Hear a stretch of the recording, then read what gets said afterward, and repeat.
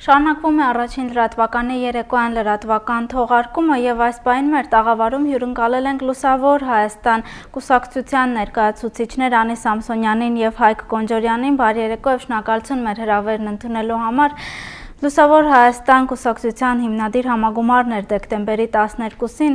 այն պայմաններում, երբ Հայաստանում կուսակցական լճացում կարելի է այդպես ասել, նաև կուսակցությունների նկատմամբ անվստահություն հասարակության կողմից, որն է լինելու Լուսավոր Հայաստանի անելիքը, որպեսզի այս ցիկլից կարողանանք դուրս գալ։ Շնորհակալություն հրավերի համար։ Դուք ճիշտ նշեցիք, որ Հայաստանում այժմ գոյություն ունի կուսակցական եւ փոքրինչ նաև քաղաքական լճացում եւ Լուսավոր Հայաստանի խնդիրներից մեկը լինել է նաև այդ քաղաքական լճացումը վերացնելը եւ նոր տիպի քաղաքական շունչ հաղորդելը, նոր գաղափարներ, նոր մտքեր եւ նոր տեխնոլոգիաներ քաղաքականության մեջ բերելը, որի շնորհիվ հույս ունենք, որ Հայաստանի քաղաքական համակարգը կգնա մեկ քայլ առաջ եւ մենք կարողանանք իրերի դրությունը փոխենք։ Բնական է, որ այսօր կուսակցական լինելը դա ամոթ է որոշ մարդկանց համար, հիմնականում հասարակության մեծամասնության համար, բայց պետք է հասկանանք մի բան. կուսակցությունը դա քաղաքական ինստիտուտ է եւ եթե ուզում ես մտնել քաղաքականություն, դու պետք է գաս այդ ինստիտուտի միջոցով։ Կուսակցությունը դա այն ինստիտուտն է, որով մենք որոշել ենք մտնել քաղաքականություն եւ որով որոշել ենք մասնակցել ընտրություններին եւ գալ իշխանության, այսպես ասած, երբևիցե։ Ձեր կուսակցության խորհրդի նախագահ Էդմոն Մանուկյանը հայտարարել է, որ կուսակցությունը գործելու է ընդդիմադիր դիրքերից։ Հիմա ընդդիմադիր լինելն էլ Հայաստանում մի քանի, այսպես կարելի է ասել, մեկնաբանություն ունի ընդդիմադիր իշխանությունների վարած ներքին թե արտաքին քաղաքականությանը, որովհետև կան ուժեր կուսակցություններ, որոնք թեպետ դեմ են իշխանությունների վարած ներքին քաղաքականությանը, լուռ համաձայնություն ունեն իշխանությունների նախաձեռնած արտաքին քաղաքականության վերաբերյալ լռեցին, երբ Հայաստանը դարձավ Եվրասիական տնտեսական միության անդամ եւ հակառակը կան ուժեր, որոնք դեմ են արտաքին քաղաքականությանը, բայց ներքին հարցերում գուցե ինչ-որ համաձայնություններ ունեն։ Ձեր կուսակցությունը ընդդիմադիր է լինելու իշխանության վարած որ քաղաքականությանը։ Տեսեք, քաղաքականությունը ընդհանրապես բազմաշերտ գործունեության դաշտ է եւ չի կարելի դիտարկել քաղաքական գործունեությունը 2, նույնիսկ 3 մակարդակներում, դա բազմավեկտոր համակարգ է եւ որևէ կուսակցություն կարող է ինչ-որ մի հարցում ավելի խիստ ընդդիմադիր կեցվածք ունենալ, մյուս հարցում փոքր ավելի քիչ, բայց Լուսավոր Հայաստանը կարող ենք հստակ ասել, որ դեմ է մեծամասամբ եւ ներկայիս Հայաստանի իշխանությունների վարած արտաքին քաղաքականությանը եւ մեծամասամբ իշխանությունների վարած ներքին քաղաքականությանը, որովհետեւ այն սոցիալ-տնտեսական իրավիճակը, որում որ Հայաստանն այսօր գտնվում է, դա կոմպլեքս համակարգի մաս է կազմում եւ այդ քաղաքականությունները, որոնք որ թվում են առաջին հայացքից իրարից անկախ, արտաքին եւ ներքին քաղաքականությունները, կարող են առաջին հայացքից այդպես թվալ, բայց իրականում այդպես չէ, որովհետեւ արտաքին քաղաքականությունը ինքը ինչ որ իմաստով ներքին քաղաքականության շարունակությունն է եւ արտաքին քաղաքականությունը անհրաժեշտաբար մեծապես ազդում է նաեւ հակառակ էֆեկտով ներքին քաղաքականության վրա։ Դրա համար մենք այս երկու դաշտում լինելու ենք ընդդիմադիր գործունեության կիզակետում եւ առաջարկելու ենք մեր այլընտրանքային եւ նոր մոտեցումները։ Տեսեք, ձեր կուսակցությունը եվրոինտեգրման կողմնակից է, այդպես էր հայտարարվել նաեւ համագումարի ընթացքում ավելի վաղ հարցազրույցներում, բայց Հայաստանի հասարակության մեջ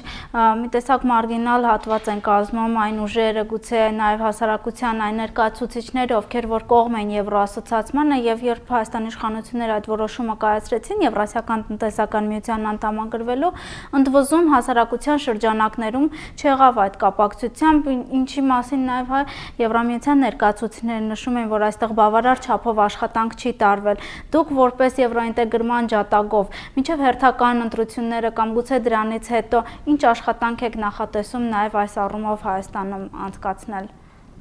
Գիտեք, մեզ մոտ հիմա տարածված կարծիք կա, թե եվրոինտեգրումը դա ամոթ բան է եւ եվրոպական արժեքները դրանք վատ են։ Դա բնականաբար հետևողական պրոպագանդայի հետևանք է եւ մենք դա հասկանում ենք։ Բայց նաեւ բոլորը թող հասկանան մի բան. գնալ Եվրոպա ամենևին չի նշանակում միաձուլվել Եվրոպային։ Գնալ Եվրոպա նշանակում է վերցնել Եվրոպայի քաղաքական արժե համակարգը։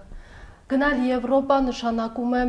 զարգացնել ինստիտուտները այնպես, ինչպես զարգացած են Եվրոպայում, եւ վերցնել քաղաքացիական հասարակության այն լավագույն տարրերը, որոնք կրում է եվրոպական հասարակությունը։ Դա մեզ համար նշանակում է գնալ Եվրոպա։ Ինչ նշանակում է, ինչ քայլեր ենք մենք անելու, բնականաբար կուսակցությունը որպես ինստիտուտ կապեր է հաստատելու եվրոպական կառույցների հետ, միջազգային կառույցների հետ, մենք համագործակցելու ենք եւ մենք հնարավորինս շատ փորձելու ենք, հնարավորինս մանրակրկիտ եւ հստակ փորձելու ենք մարդկանց բացատրել, թե ինչու ենք մենք ուզում գնալ Եվրոպա։ Մենք ցույց ենք տալու, թե որն է դրա նպատակը, որովհետեւ կյանքը ցույց տվեց, 2 տարին ցույց տվեց, որ Եվրասիական տնտեսական միությունը մեզ ոչինչ չբերեց։ Տնտեսությունը չհզորացավ, ընդհակառակը այսօր մենք ունենք հետամնաց եւ թույլ տնտեսություն։ Դրա համար մենք ասում ենք, որ մենք պետք է գնանք դեպի Եվրոպա եւ խորացնենք հարաբերությունները Եվրոպայի հետ, որտեղ մենք այդտեղ ենք տեսնում Հայաստանի զարգացման հեռանկարները։ Ինչ աշխատանքների մասին կարող է կոնկրետ լինել հասարակության հետ, այն հասարակության, որը փաստորեն իշխանությունների այդ մեկ գիշերվա որոշմանը ըստ էության չընդվզեց։ Եղան իհարկե բողոքի ակցիաներ, ընդվզումներ, բայց հետագայում նույն այդ կենսաթոշակային պայքարի շուրջ ավելի շատ քաղաքացիներ էին դուրս գալի փողոց, քան այն հարցի, երբ կար Հայաստանի ինքնիշխանության հարցը, խնդիրը։ Ես շարունակեմ անի խոսքը եւ նաեւ առաջին հարցին փորձեմ զուգահեռ պատասխանել։ Տեսեք, Հայաստանում այն, որ Հայաստանի բնակչության մեծ մասը դեմ է եվրոինտեգրմանը կամ եվրոպական արևմտյան աշխարհի հետ հարաբերությունների սերտացմանը, դա միֆ է։ Որտեղ իրականում մենք ունենք բոլորովին այլ պատկեր, իրական կյանքը այլ բան է ցույց տալիս։ Տեսեք, Հայաստանի բնակչության մեծ մասը երազում է ճանապարհորդել Եվրոպայում, չէ՞։ Մարդիկ օրինակ չեն երազում, չէ՞, գնան, ասենք Տյումենում հանգստանան։ Նրանք երազում են գնան Բարսելոնա, չգիտեմ, երազում են գնան Հռոմ, երազում են գնան Փարիզ։ Մարդիկ փող են հավաքում, որ իրենց երազանքների մեքենան գնան, եւ այդ երազանքների մեքենան Ժիգուլին չի, այդ երազանքների մեքենան Mercedes-ն է, BMW-ն է, Audi-ն է։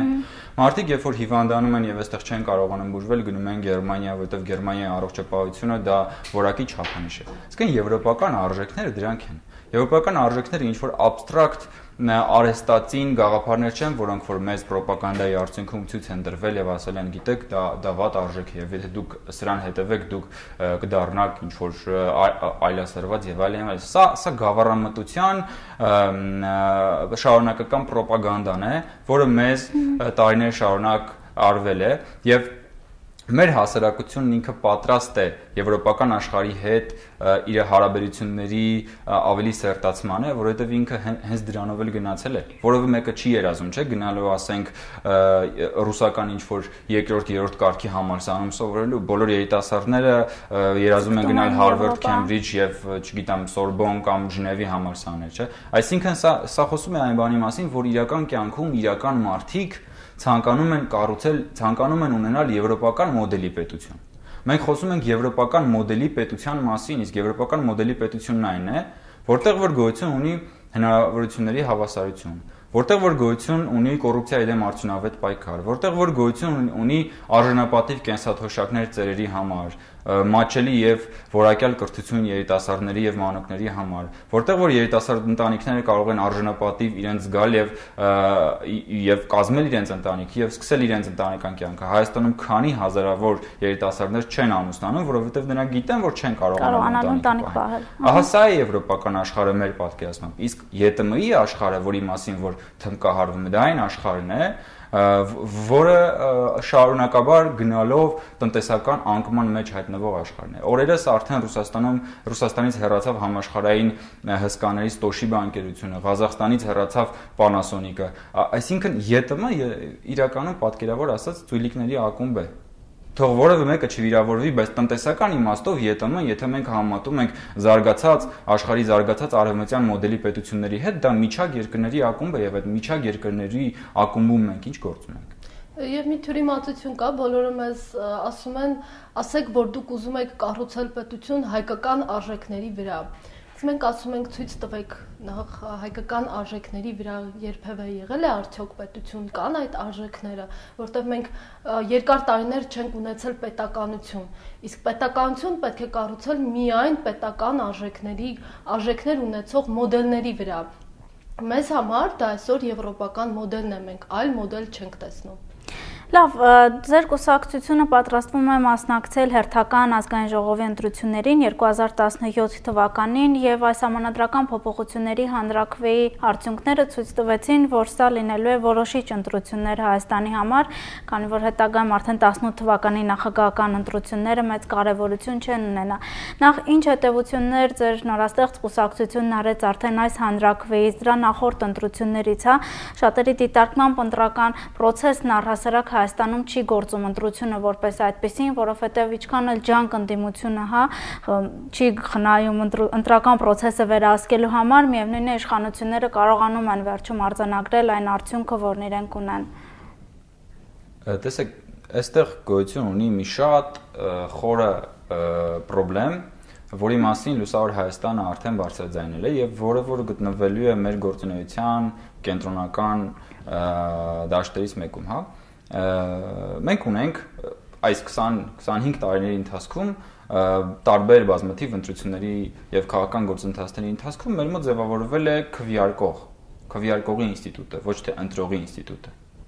Բայց մենք համոզված ենք, որ պիտի լինի ճիշտ հակառակը, որտեղ քվեարկությունը դա մեկ անգամյա ակտ է, երբ որ քաղաքացին գնում է, դնում է այդ նշանը եւ հետո վերադառնում է տուն ու սպասում է 5 տարի հետո կամ չգիտեմ 3-4 տարի հետո, երբ որ նա պիտի գնա եւ նույն գործողությունը կատարի։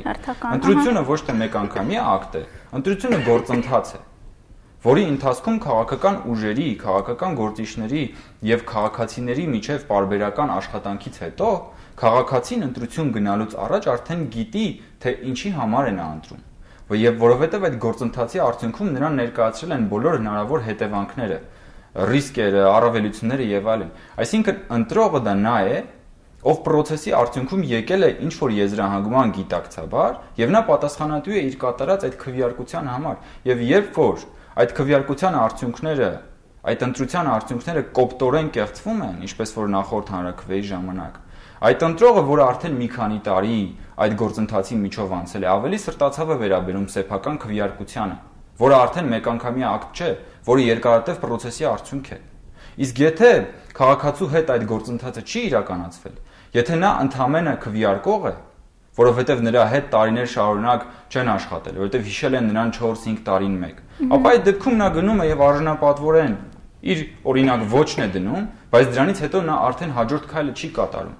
Հիմա մենք խնդիր ենք դրել մեր առջև ձևավորել ընտրողի ինստիտուտ, ոչ թե քվեարկող զուտ, այլ ընտրող, երբ որ մենք կունենանք այդ ընտրողի ինստիտուտը, որը իր ընտրության համար պատասխանատվություն կստանձնի եւ կստիպի քաղաքական ուժերին, ընտրվողներին, որ նրանք էլ պատասխանատվություն ստանձնեն, ահա այդ ժամանակ մեր մոտ կառաջանա քաղաքական գործունեության բոլորովին այլ միջավայր, բոլորովին այլ պատասխանատվության մակարդակով։ Ճիշտ է, այս ընտրությունները եւս մեկ անգամ հիասթափեցրին հասարակությանը, որովհետեւ որոշ տեղերում չպաշտպանվեց ընտրողի քվեն, բայց այս ընտրությունները ունեին մի շատ լուսավոր կետ։ Այնտեղ որտեղ դիտորդական առաքելություններ էին իրականացնում քաղաքացիական ՀԿ-ները, ընդդիմադիր դաշտի գործիչները, այնտեղ պաշտպանվեց ժողովրդի քվեն եւ նրանք հաղթեցին։ Սա պետք է հասկանալ։ Այսինքն, եթե դու գնում ես ընտրությունների, դու պետք է նաեւ պատրաստ լինես պաշտպանելու քո ձայնը։ Հակառակ դեպքում դու պարտվելու ես։ Եվ մենք սա հասկանում ենք եւ սկսելու ենք աշխատել հենց վաղվանից ընտրություններին պատրաստվել, ունենալ դիտորդներ, բաշխել ռեսուրսները եւ միջև վերջին շունչը պաշտպանել մեր ձայնը։ Սա շատ կարևոր է հասկանալ։ Դիտորդներ, թե այն համակիրները ձեր կուսակցության անդամները, որ ամեն տեղամասում ունենաք հանձնաժողովի անդամներ, որովհետև այսօր ընդդիմության խնդիրներից մեկը նաև այն է, որ չունեն բավարար թվով համակիրներ, չունեն բավարար թվով վստահված անձինք, որոնք ամեն հանձնաժողովում կարողանան պահել, հա, ընդդիմության ձայները։ Այո, ասել թե մենք ամբողջ հանրապետության տարածքով պաշտպանելու ենք ձայները, ոչ, պետք է հասկանալ, որտեղ է քո էլեկտորատը եւ բաշխել ռեսուրսներն այնտեղ։ Մենք միգուցե կարողանանք երկու մարզում պաշտպանել մեր ձայները, բայց դա կարողանանք անել միջև վերջ եւ դա լինի հաղթանակ, քան թե մենք որոշենք, որ պետք է ամբողջ հանրապետությունով մեկ անցկացնենք դիտորդական առաքելություն, պաշտպանենք մեր ձայները եւ նորից պաշտպանենք։ Երկու մարզով բավարար կլինի արդյոք ընտրություններում ցանկալի արդյունք բեր։ Դա իհարկե օրինակ էր, բայց ռեսուրսները պետք է ճիշտ բաշխել։ Նաև ձեր կուսակցությունը, հա, ի տարբերություն մնացած բոլոր կուսակցությունների, կարծես շեշտը դնում է տարածքային ինքնակառավարման մարմինների ընտրությունների վրա, որտեղ բոլոր, հա, ընտրությունները ցույց են տալիս, որ հիմնականում կամ միայն իշխանական տեխնացու է, կամ լավագույն դեպքում իշխանություն եւ Բարգավաճ Հայաստան կուսակցություն, հա, ինչու որոշեցիք հենց սրա վրա շեշտը դնել, ինչ խնդիրներ եք տեսնում մարզերում եւ գյուղերում։ Տեսեք, զարգացած ժողովրդավարություններում կա քաղաքական գրեթե աքսիոմի պես մի բան. եթե դու տեղական ինքնակառավարման մարմինների ընտրություններում չես հաղթում եւ եթե դու տիմում թույլ ես, ապա համապետական ընտրություններում դու եւս պարտվելու ես, որովհետեւ ամեն ինչ սկսվում է այդ փոքր բջիջներից։ Հիմա եթե դա պրոյեկտենք Հայաստանի վրա, տեսեք, իշխանությունները բոլոր համապետական ընտրությունների ժամանակ իրենց կեղծիքների ամենագործուն եւ ամենավստահելի երաշխիքները հիմնականում գյուղերում են։ Գյուղերում, փոքր քաղաքներում եւ այլն, օրինակ տեսեք Գյումրիում, Վանաձորում չկարողացան հաղթել, չէ՞։ Գյուղերում, փոքր քաղաքներում, որտեղ որ իշխանության լծակներն ավելի ուժեղ են, որովհետեւ Հայաստանում, եթե չեմ սխալվում, 900 համայնքապետեր հանրապետականից են, հա։ Այսինքն պատկերացրեք, հիմա գյուղերում ընտրությունը ինչպես է կատարվում, այնտեղ ժողովրդավարություն որպես այդպեսին գոյություն չունի։ Գյուղերում բոլորն իրար ճանաչում են, գյուղերում հիմնականում բոլորը ճանաչում են գյուղապետին, խնամից արոտ բարեկամ կապերն ավելի ամուր են։ Եվ դրա արդյունքում ժողովրդավարությունն ինքը չի կայանում, որովհետև մեր գյուղապետերի ճնշող մեծամասնությունը, բացարձակ մեծամասնությունը հանրապետական է։ Հիմա պատկերացրեք, եթե մեր գյուղապետերի կամ փոքր քաղաքների կամ մեծ քաղաքների քաղաքապետերը լինեին ընդդիմության ներկայացուցիչներ։ Պատկերացրեք, եթե տեղական կառավարման այլ մարմինների ղեկավարները լինեին ընդդիմության ներկայացուցիչներ, բնականաբար պատկերը բոլորովին այլ կլիներ։ Եվ իհարկե գյուղերում, համայնքներում սոցիալական վիճակից ելնելով մարդիկ ավելի շատ են կաշառք վերցնում, քան քաղաքներում։ Շատ լավ, շնորհակալություն հետաքրքիր զրույցի համար։ Մեր հեռուստադիտողներին հիշեցնեմ, որ զրուցում էինք նորաստեղծ Լուսավոր Հայաստան կուսակցության ներկայացուցիչներ Անի Սամսոնյանի եւ Հայկ Կոնջորյանի հետ։